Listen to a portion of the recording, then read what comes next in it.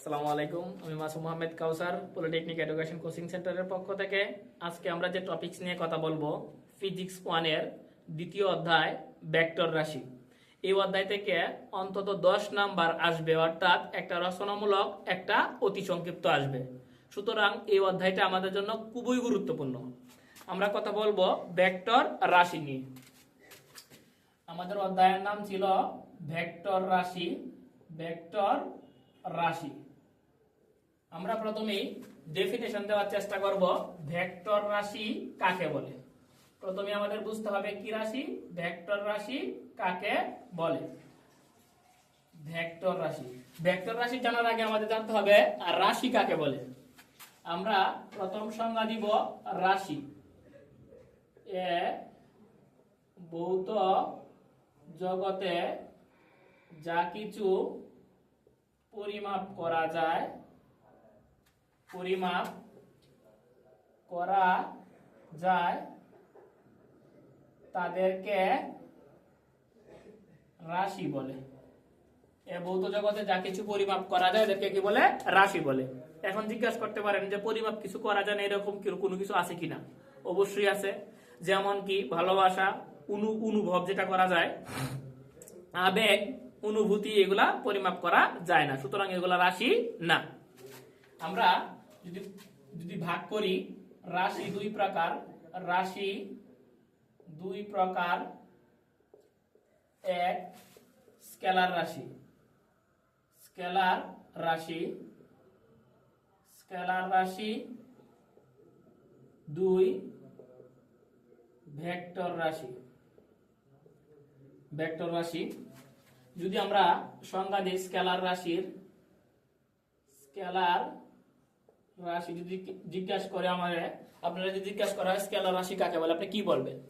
আপনি বলবেন যে সকল রাশিকে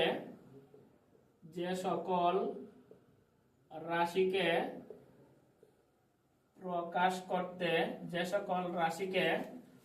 করতে শুধুমাত্র মানের প্রয়োজন হয়। শুধুমাত্র মানের প্রয়োজন হয়। মানের প্রয়োজন হয় তাদেরকে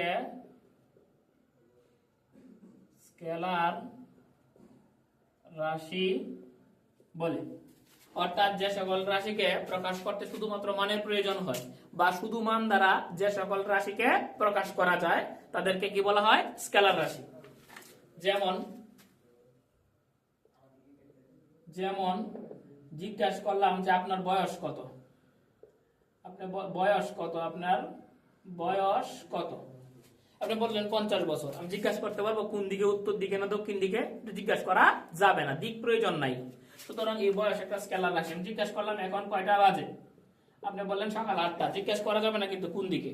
সুতরাং বয়স, সময় ইত্যাদি, ওজন ইত্যাদি, এগুলো কি রাশি? স্কেলার রাশি। এগুলো শুধুমাত্র মান দ্বারাই প্রকাশ করা যায়। এরপরে যাব আমাদের আলোচ্য বিষয় ভেক্টর রাশি। যে সকল রাশিকে সম্পূর্ণভাবে প্রকাশ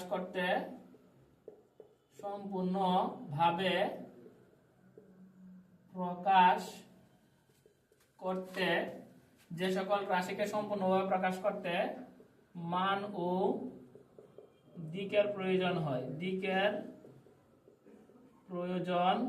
হয়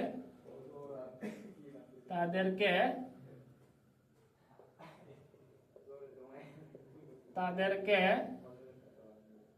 ভেক্টর রাশি বলে। যেমন আমি বললাম যে বেগ, মনে করো একটা সাইকেল চলতেছে, তখন তার মান থাকবে, মান মনে করো 50 মিটার পার সেকেন্ড, এটা তার মান। এবং সে কোনো একদিকে গতিশীল হবে, মনে করো সে উত্তর দিকে গতিশীল, উত্তর দিকে চলমান। এই যে বেগের কি আছে? মান আছে এবং কি আছে? দিক আছে। সুতরাং বেগ একটি কি রাশি? ভেক্টর রাশি। এখন আমরা যাব ভেক্টর রাশিটা আমরা কি কি চিহ্ন দ্বারা প্রকাশ করি।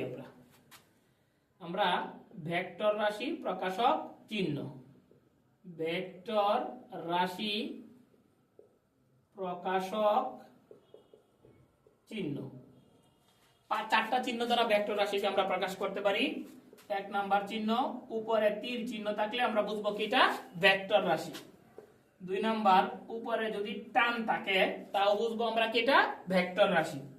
তিন নাম্বার, নিচে যদি টান থাকে তাও বুঝবো আমরা ভেক্টর রাশি। চার নাম্বার, যদি বোল্ড হরফ থাকে। বোল্ড হরফ মানে কি? এক পাশে মোটা, এটাকে বলা হয় কি বোল্ড হরফ। তাহলে আমরা ভেক্টর রাশিকে চারটা চিহ্ন দ্বারা আমরা কি করি? প্রকাশ করতে পারি। উপরে তীর চিহ্ন, উপরে টান, নিচে টান এবং কি হরফ? বোল্ড হরফ।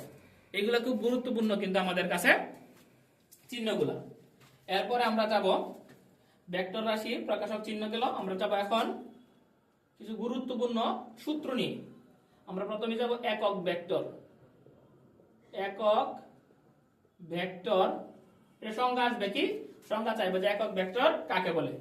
তুমি লিখবা কোনো ভেক্টরকে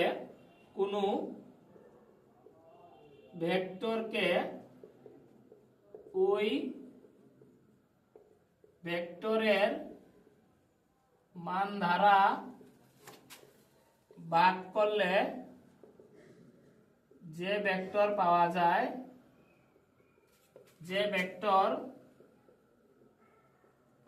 যায়, তাদেরকে বা তাকে একক ভেক্টর বলে। তাকে একক ভেক্টর বলে। কোন ভেক্টরকে ওই ভেক্টরের মান দ্বারা ভাগ করতে হবে, তখন তুমি যে ভেক্টরটা পাবা এটাকে বলা হবে কি ভেক্টর? একক ভেক্টর। এখন একক ভেক্টরে একে এ টু পি, নাম কি? টু পি, এ টু পি দ্বারা প্রকাশ করা হয়। এ টু পি দ্বারা প্রকাশ করা হয়। এখন একক ভেক্টরের সূত্র জানতে হবে আমাদের, একক ভেক্টরের অঙ্ক আসতে পারে আমাদের। তাহলে একক ভেক্টরের সূত্র কি? একক ভেক্টরের সূত্র a to p is equal to vector by vector modulus।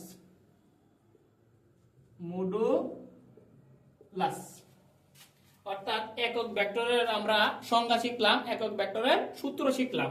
একক ভেক্টরের কি দ্বারা প্রকাশ করা হয়? এ টু পি দ্বারা। এ টু পি সূত্র কি? Vector by vector modulus. এখন তো সমস্যা, মডুলাস জিনিসটা আমাদের বুঝতে হবে। মডুলাস কি জিনিস? মডুলাস মানে মান। আমরা কি শিখব? মডুলাস মানে কি? মান। মান কিভাবে বের করতে হয়? মান বের করার সূত্র কি? মডুলাস মানে মান বের করার সূত্র মনে করো এ মডুলাস, দুই পাশকে বলা হয় মডুলাস। সূত্র root over a square plus b square plus c square. Root over a square plus b square plus c square. A কি? আয়ের সহগ। বি কি? জে এর সহগ। সি কি?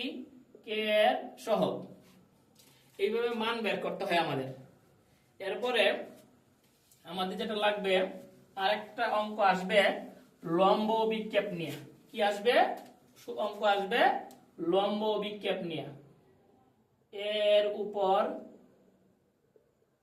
বি এর লম্ব ও বিক্ষেপ, এর উপর বি এর লম্ব বিক্ষেপ। এর সূত্র হবে A dot B by A modulus. এটা নোট থাকবে এদিকে। যার উপর বলবে সে নিচে থাকবে। যেমন কি? কার উপর বলছে? এর উপর, অর্থাৎ এ নিচে। এরপর আমাদের যা লাগবে এখান থেকে একটা অঙ্ক আসতে পারে আরেকটা আমাদের লব্ধির মান এবং দিক নিয়ে। দুটি বলের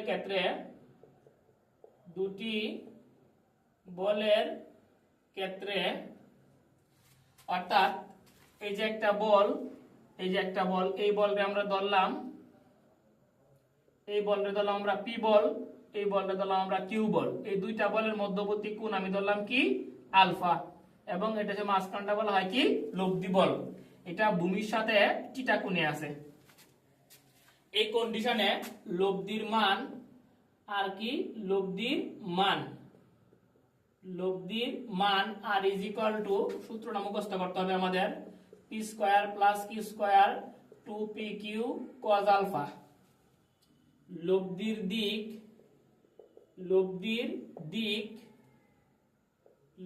দিক theta is equal to tan inverse q sin alpha by p plus q cos alpha.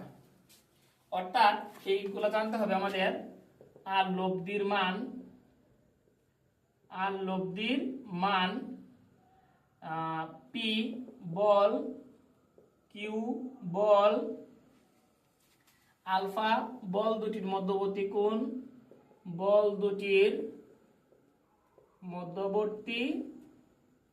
কোণ, থিটা লব্ধির দিক, এইগুলো আমাদের কি রাখতে হবে, মুখস্থ রাখতে হবে। অর্থাৎ লব্ধি যদি বলে আমার, যদি লব্ধির মান বের করো, লব্ধির মান বের করার সূত্র কি root over p square plus q square plus 2pq cos alpha. লব্ধির দিক যদি বলে theta is equal to tan inverse root over theta is equal to tan inverse q sin alpha by p plus q cos alpha. এই সূত্রগুলো আমাদের কি থাকতে হবে, মুখস্থ থাকতে হবে। আমরা এই অধ্যায়টাকে যদি 3টা অঙ্ক করি, কয়টা বলছি অঙ্ক করার জন্য, 3টা, আশাবাদী এই 3টার মধ্যে থেকে একটা অঙ্ক আসবে। তোমরা তুলো এইগুলা। এরপর আমাদের যে অঙ্কগুলো লাগবে, অঙ্কগুলো আমরা করায় দিতেছি। আমাদের অঙ্ক লাগবে উদাহরণ 1 লাগবে, উদাহরণ 6 লাগবে, উদাহরণ 9। এই 3টা অঙ্ক করবো ইনশাআল্লাহ। এই 3টার মধ্যে থেকে একটা আসবে। আশাবাদী এগুলা তোলা হয়েছে আমাদের। আমরা এখন অঙ্ক করব কি উদাহরণ 1। উদাহরণ 1 আমারে কি বলতে, আমরা হক বই ফলো করতেছি। উদাহরণ 1 কি বলছে, দুটি দিক রাশির প্রত্যেকটার মান কি রাশি, দিক রাশি মানে ভেক্টর রাশি। দিক রাশি মানে কি ভেক্টর রাশি। দুটি দিক রাশির প্রত্যেকটার মান 5 একক। আমি একটা দিক রাশি ধরলাম কি p ইজ ইকুয়াল টু কত 5। আবার দুইটা দিক রাশি প্রত্যেকটার মান 5 একক, তাহলে q ইজ ইকুয়াল টু কিন্তু 5। তারা একই বিন্দুতে পরস্পর 120 ডিগ্রি কোণে ক্রিয়া করে।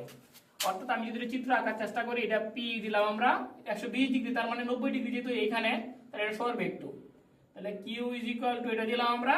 তারা পরস্পর 120 ডিগ্রি, এই দুইটা বলের মধ্যবর্তী কোণ কত degree, alpha is equal to 120 degree. p এর মানও 5 একক, q এর মানও 5 একক। তারা একই বিন্দুতে পরস্পর 120 ডিগ্রি কোণে ক্রিয়া করে। তাদের লব্ধির মান এবং দিক, এই যে লব্ধি থাকবে দুইটা বলের মাঝামাঝি, লব্ধির মান r is equal to what, আর লব্ধির দিক theta is equal to what. এটা আমার বের করতে হবে। আমরা লিখব উই নো, তাহলে আমরা লিখলাম alpha is equal to 120 degree. We know ক্যান ও ডাব্লিউ উই নো, আমরা জানি কি লব্ধির মান বের করার সূত্র r is equal to root over p square plus q square plus 2pq cos alpha.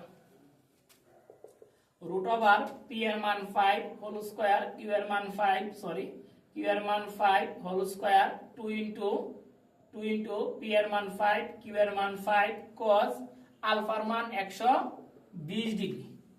Calculator মারলে এখান থেকে आंसर চলে আসবে। এটা লব্ধির মানের সূত্র आंसर। এর ক্ষেত্রে তোমার কাছে আছে দিকের জন্য, দিক theta is equal to tan inverse q sin alpha by q sin alpha by p plus q cos alpha। তখন tan inverse 5 q এর মান 5 sin alpha এর মান 120 ডিগ্রি 5 প্লাস 5 cos 120 ডিগ্রি। ক্যালকুলেটরের মারলে এটার আনসারও চলে আসবে। এখন কত হলো যে স্যার tan ইনভার্স কিভাবে আনবো আমি? শিফট দিয়া tan দিতে হবে, শিফট দিয়া tan দিলে tan ইনভার্স আসবে। এটা ক্যালকুলেটরে বসাইলে আনসার চলে আসবে। তাহলে ডাকটা একটু বুঝতে হবে। ডাকটা আমরা আবার বলি, দুটি বল পরস্পর 120 ডিগ্রি গুণে ক্রিয়ারত। দুইটার মানে কত? 5 একক। যে 5 একক দুইটা বল পরস্পর 120 ডিগ্রি কোণে ক্রিয়ারত। লব্ধির মান এবং দিক বের করার জন্য বলছে। আমরা সূত্র পাচ্ছি, ক্যালকুলেটর মারলে आंसर চলে আসবে। আশাবাদী এটা বুঝতে পারছো। এরপর যদি কোনো প্রবলেম থাকে এটার ইনবক্সে নক দিলেই আমরা এটা সলভ করে দিব আবার, অথবা আমাদের নাম্বার দেওয়া থাকবে, তুমি ফোন দিলে আমরা ইনশাআল্লাহ সলভ করে দেব। এরপরে যাব আমরা উদাহরণ 6। এটা আশাবাদী তোলা হয়েছে বা দেখলে তোমরা পারবা। এখন এটা আমরা বেসিকগুলো এমন ভাবে দেই যেন তারা দেখলে ভিতরের গুলা পারে। উদাহরণ 6 নাম্বারটা, উদাহরণ 6 কি বলছে? বলছে p is equal to 2i 2p, এর নাম হচ্ছে 2p, এর নাম হচ্ছে vector. p vector is equal to 2i 2p plus 3j 2p plus k 2p। q is equal to 3i 2p minus j 2p plus 4k 2p। বলছে q এর উপর p এর লম্ব বিক্ষেপ। আমরা কিন্তু সূত্র শিখাইছিলাম যে q এর উপর, আমরা এখানে লিখি q এর উপর p এর লম্ব অভিক্ষেপ। q এর উপর p এর লম্ব অভিক্ষেপের সূত্র হবে কি? যার উপর বলবে সে নিচে আসবে, q মডুলাস উপরে হবে দুইটার ডট গুণন, p dot q by q modulus. কেন q মডুলাস? যেহেতু q এর উপর বলছে, যার উপর বলবে সে নিচে যাবে। তাহলে আমার কি কি জিনিস লাগবে? q মডুলাসের মান লাগবে, p ডট q এর মান লাগবে। প্রথমে আমরা p ডট q এর মান বের করি। p vector dot q vector, p এর মান 2i vector plus 3j vector plus k vector dot q এর মান কত? 3i vector minus j vector plus 4k vector. আমরা সূত্র জানতে হবে এটা i ডট i নোট রাখতে হবে এটা i dot i is equal to 1, j dot j is equal to 1, k dot k is equal to 1। অর্থাৎ সমজাতীয় ডট গুণনের মান 1, সমজাতীয় ডট গুণনের মান 1। তাহলে দেখো তো i এর সাথে i এর গুণ, অর্থাৎ 2i ডট 3i, 3 দুগুণে 6, i dot i is equal to 1, 6 কে 6, অর্থাৎ 3 দুগুণে 6 প্লাসে মাইনাসে মাইনাস, এটা সহগ 1, 3 কে 3, j dot j is equal to 1, প্লাসে প্লাসে plus, 4 K 4, k dot k is equal to 1, 10 থেকে 3 গেলেগা 7। এরপরে আমাদের জানতে হবে কি? q মডুলাসের মান। আমরা বলছিলাম মডুলাসের সূত্র কি? মডুলাস মানে মান বের করার সূত্র বলছিলাম root over a square plus b square plus c square root over a। আমরা বলছিলাম a এর মান কত? a এর মান হচ্ছে i এর সহগ। কার মান বের করতেছি? q এর। q এর কার মান? a এর মান। a এর মান মানে i এর সহগ। i এর সহগ 3, i এর সহগ কি? 3 প্লাস b, b মানে কি? j এর সহগ, কিছু নাই মানে 1 মাইনাস 1 হোল স্কয়ার। আর c মানে কি? k এর সহগ, k এর সহগ মানে 4, 3 তিরিকে 9, 3 তিরিকে 9, সরি 3 তিরিকে 9, 1 প্লাস 4 সারা 16, 16 আর 9 25 আর 1 রুট ওভার 26।